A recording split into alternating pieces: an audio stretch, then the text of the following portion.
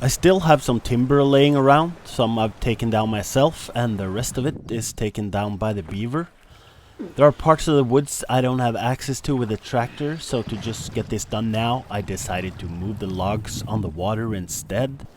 And even though it's May in Norway and really cold water, it works even better than I hoped it would.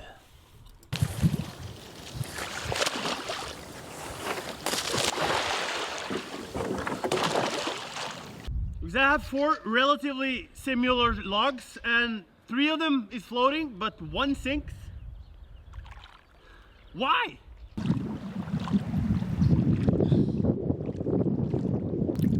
This will all be turned into firewood for next winter. I still have a couple of bigger trees to chop down that I'm gonna do a bit later. And I'm also gonna candle some duck eggs at the end of this video. There might be easier way to do this, but as of now, this at least gets it done. I have some friends up the street and I can borrow their firewood chopper machine thing, and they've already started, so I need to collect as much as I can and get it up there so I can be a part of that before they shut the operation down. After all, this is just water and it will dry, but as of right now I would like a fresh pair of pants and a cup of coffee.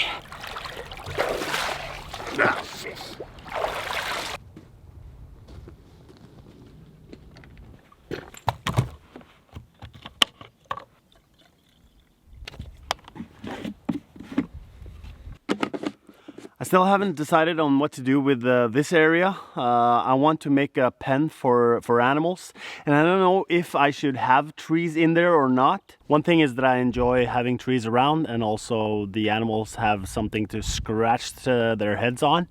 But at the same time, I don't want to risk having a tree falling down on the fence so that the animals can get out and escape. Some of them have fallen down already. At least I can clean up. A lot of the trees are too close together. If I want some of them to really grow, I should probably take down the surrounding ones so that it gets all the nutrition it needs to grow. It's just that I don't know if I want it to grow. And how about that one? Immediately I take out the chainsaw. She thinks we're going into the tractor, and that's one of her favorite pastimes apparently. So at least I know where she is.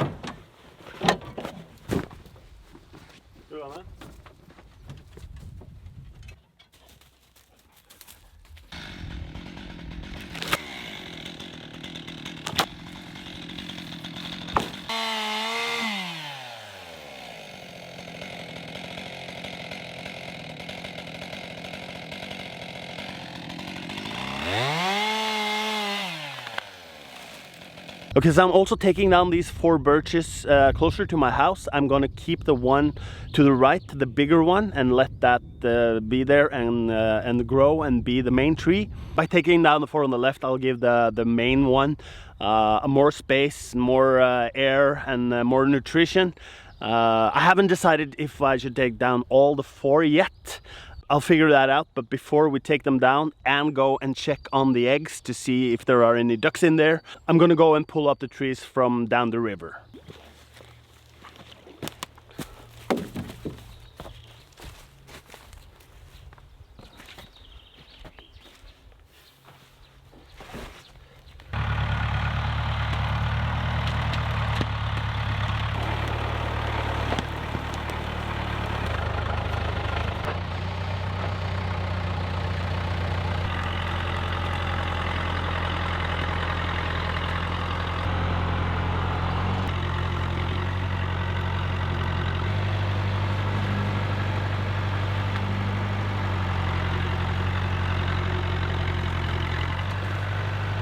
I may have once said that I don't enjoy the tractor, that it's just a tool to get the job done. I take all that back now, because this is really fun.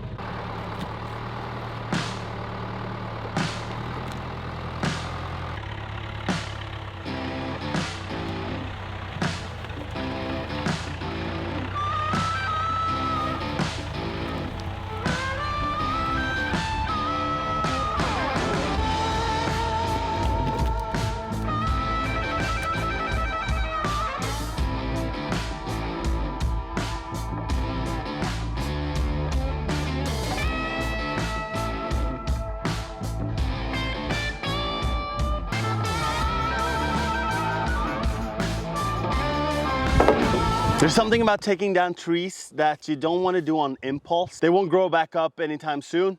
So you want to be certain. And I've talked to a friend and he said that this is a good idea. Take these 4 or 5 if you count this one, and let this one stay behind. These 2 won't be any problems, at least I'm saying. They're leaning naturally towards the pasture, so I will lay them down just in the direction they're leaning. This one in the middle, I think I'm also gonna get it towards the pasture. And this last one is leaning the opposite way, towards the tractor, so I'm gonna move that out of the way and lay it down on the gravel. And even though I'm thinking this will be an easy task, it's not without risk, and it's a bit more windy than I would like. I read in the news yesterday that a man was smashed by a tree and was killed, so I'm gonna take my precautions and be careful. And I also promised a friend that I'm gonna call him every 5 minutes. If I don't, he's gonna call, and if I don't respond, he will come over.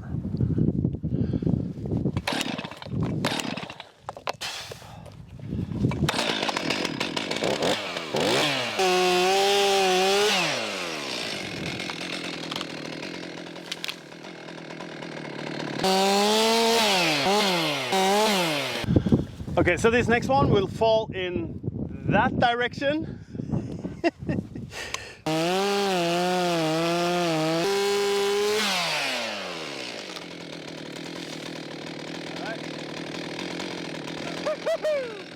Okay, so this is where it starts to get a little tricky. Even though it seems like it's leaning a bit towards the pasture, it straightens up again.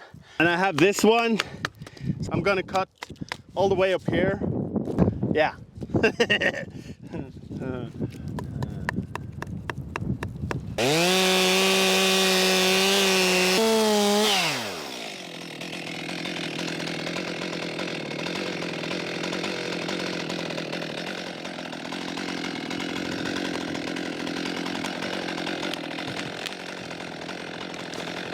Okay, so now it's time for the wild card. Even though as of now it's leaning much more than it did before I took the other one down. So now I'm pretty sure this will fall in that direction, but I'm still gonna move the tractor though.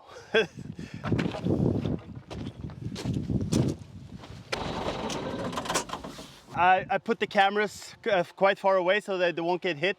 From that angle it's clearly leaning this way, so now I'm gonna try and attempt to not hit the barrel and to get it just to the right of it.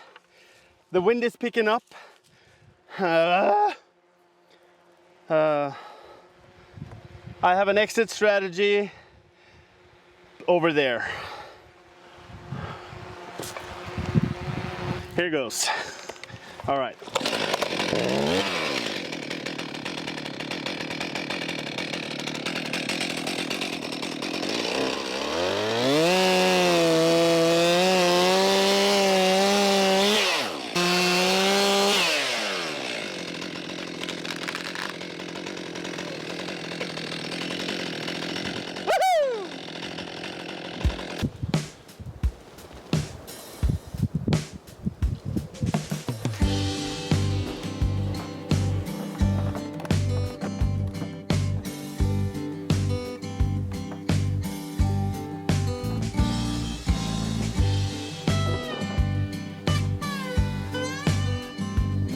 So it's time to candle the eggs to see if there's any life in there. I'm going to use this flashlight with a toilet paper core. There's no practical reason to do this other than it's cool to see if there's any life in there. I can take out the one that hasn't developed any. If I were to continue hatching duck eggs, I could replace the ones that I take out now with new ones and in that way keep the process going, but I'm not going to. Internet yet again is torn in when to do this. Some say 7 days, some say 12 days for duck eggs. Now we're on day 11 or 12. I have a flashlight in here and I'm gonna put the eggs on top of this, but since I cut a little too short, I'm using these camera batteries to elevate the the paper, the cardboard, the toilet paper thing. I don't want the flashlight to be in contact with the egg because the flashlight will get hot, and if there's life in here, I don't want to kill the egg now with the heat from the flashlight. So now we have about a couple of centimeters from the flashlight to the egg, and let's just see what happens.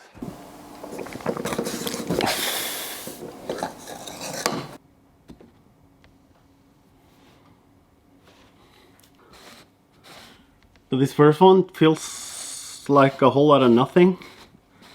At least for day 12 or 11. I'll just put it aside and see if we can compare it to some of the other ones. Here we have some life. We can clearly see the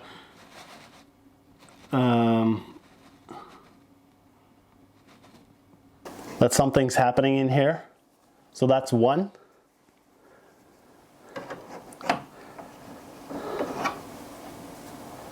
And compared to the first one, it has some blood vessels, I think.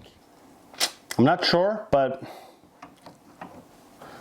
I'll just leave the other one in there as well. No harm done doing that. Here also, I think we have some blood vessels. And now I've already lost the count. That's two, isn't it?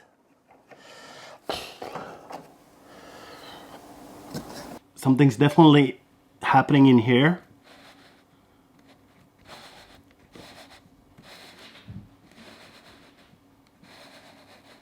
Yep.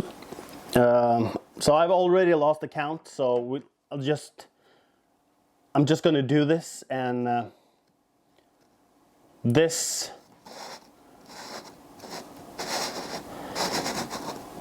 I think is just a whole lot of nothing.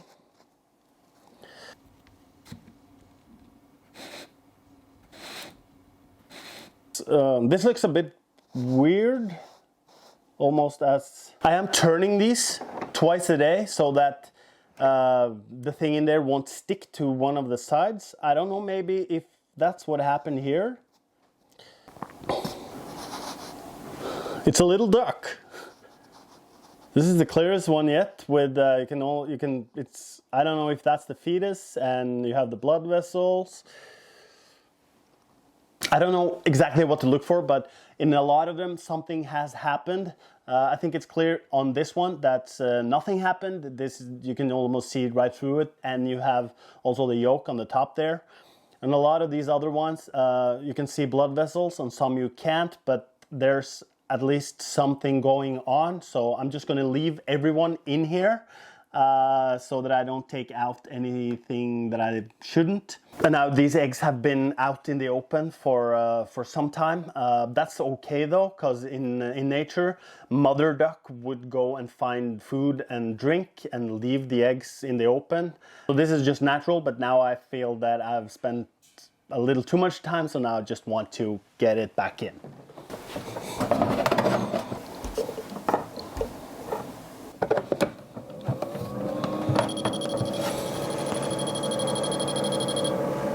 So that's that. Now we only have to wait a couple of more weeks to see how many ducks that will hatch. This now will soon have 37.5 degrees Celsius again and about 50% humidity. I'll keep turning it a couple of times a day, 2, 3, 4.